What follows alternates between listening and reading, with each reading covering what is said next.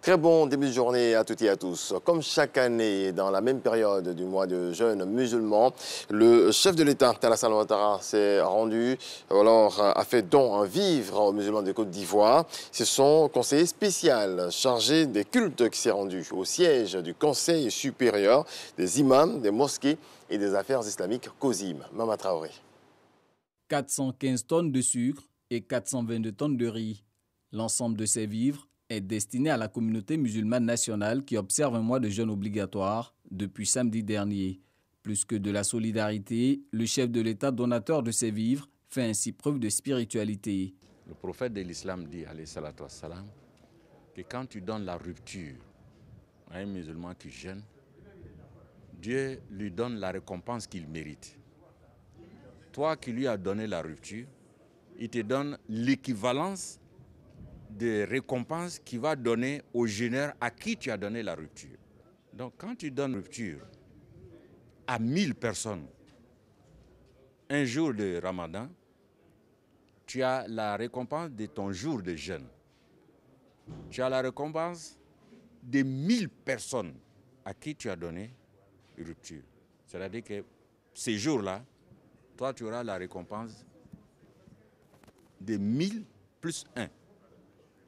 Voilà pourquoi on encourage les musulmans à partager dans le mois de Ramadan. Parce que les bénéfices spirituellement sont énormes.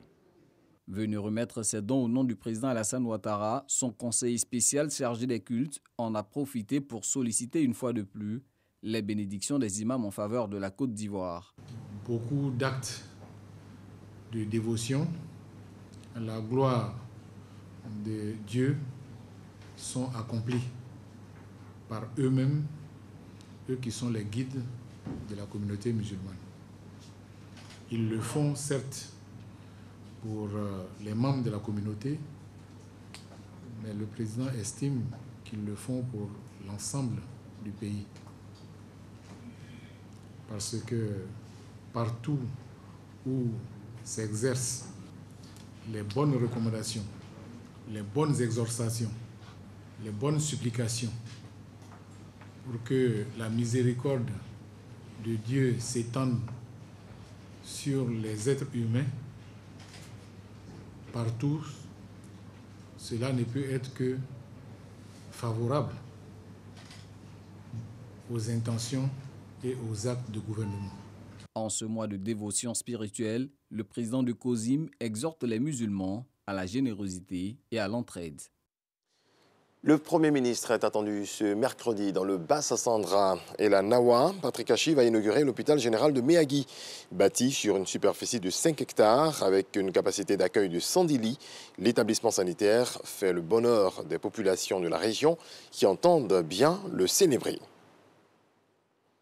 Le Comité national de surveillance des actions de lutte contre la traite, l'exploitation et le travail des enfants présente les mesures prises par la Côte d'Ivoire et les actions qui sont menées pour éradiquer le travail des enfants dans la cacaoculture.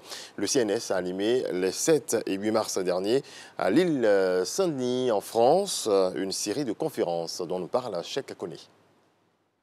Collège Rosa Luxembourg à Aubervilliers en France, ce matin, les tout petits de cette classe ont droit à un atelier pédagogique sur le processus de production de cacao et les travaux dangereux interdits aux enfants dans la cacaoculture en présence des membres de la délégation du CNS et des producteurs ivoiriens. Ce cours est dispensé par l'Ivoirien Désiré Begré, 60 heures par an, dans les classes de 5e, 4e et 3e. J'ai retenu que concernant le travail des enfants, les enfants ne sont pas exposés à travailler dans les champs et que leur place serait à l'école.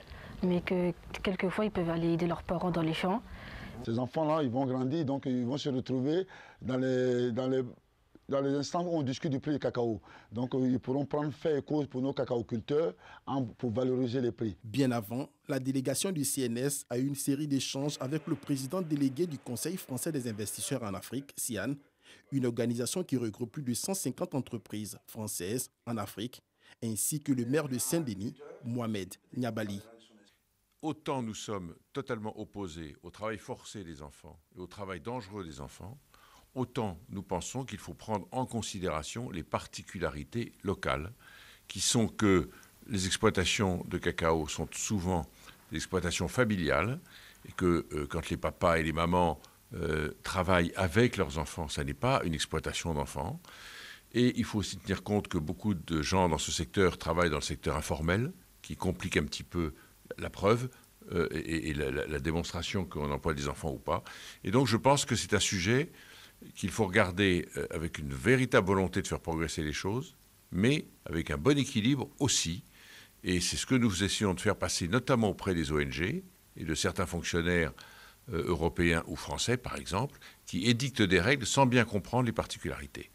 Ces deux personnalités ont promis poursuivre et intensifier le plaidoyer du CNS auprès de la Commission européenne et du Parlement européen pour l'allègement de la réglementation sur le cacao durable. Merci à toutes et à tous de votre attention. Un autre développement de l'actualité vous sera présenté à 7h.